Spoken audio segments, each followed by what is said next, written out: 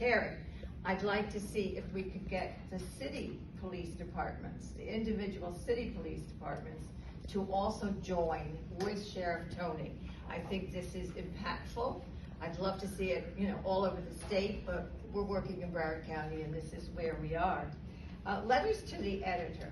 It's not the only way to get the message out, but it really is one of the best ways. The first sheet you're going to see is one that's already been submitted by a Moms in another county. It's an excellent one. You will find, though, in some of the papers that you are going to reach out for, and you can do this online, that you're limited to words. Sun Sentinel, they give you 150 words, and that's it. And so you need to follow their individual guidelines on whatever they say that they need to do. You need to make it personal as well. Try to reach out to them with a story that's your story, or a story that you recently heard about in the newspaper. And you say, that you're upset about the gun violence in your community that way. All specific stories, and I've given you there just some of the recent ones. The gang shooting that happened on MLK Day up in Fort Pierce. I mean, we were here at Broward. It was a beautiful, beautiful event. And imagine you have 8 people shot, at an event in Fort Pierce, and 1 woman did die. And then the same thing. California's got plenty of stories. You can use any story that's going to touch the heart of people that are reading that letter to the editor. There are other forms or forums out there besides Sun Sentinel. For example, in Pompano Beach, there's the New Pelican, and there's the South Florida Times, there's Mondo Times, there's Parkland Talk, there's North Fort Lauderdale Newsnet. There's a lot of individual local papers that we need to hit with these.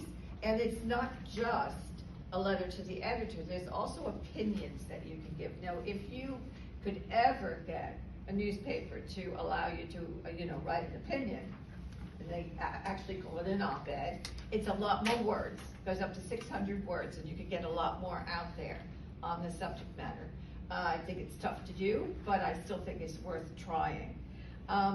What we're aiming for right now in your letters and in anything that you can do is to deal with the issue we're talking about here, permitless or open carry.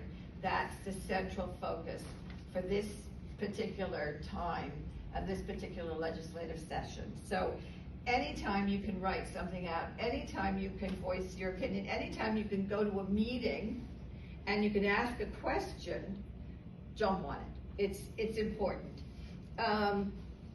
Generally, you also do have to understand that generally in legislative sessions, we can have good bills. We could have a good bill come up. We may not, unlikely, but at any rate, we could have a good bill come up for gun violence, and we need to advocate for that. Right now, we're opposing this particular legislative bill, but keep your ears open for something else that might come out. Also, besides letters to the editor, opinions, op-eds, if any of you live in a community that has its own newsletter or newspaper that it sends out, ask if you can put in an article. I do one in Imperial Point. It's a good sized community.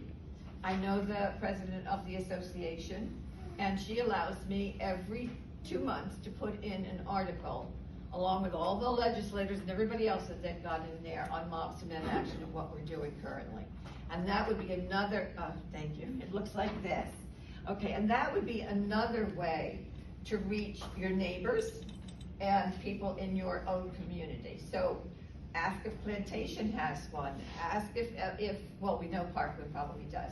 Ask all of the cities around you. Also, there may be other forums such as flyers that go out. I'm saying it's a newsletter, but it might be some other form. It could be online, and you again would be able to submit something for the subject that we're dealing with here. So I appreciate if you could see me, if you have any questions, any issues that you want to address on doing this.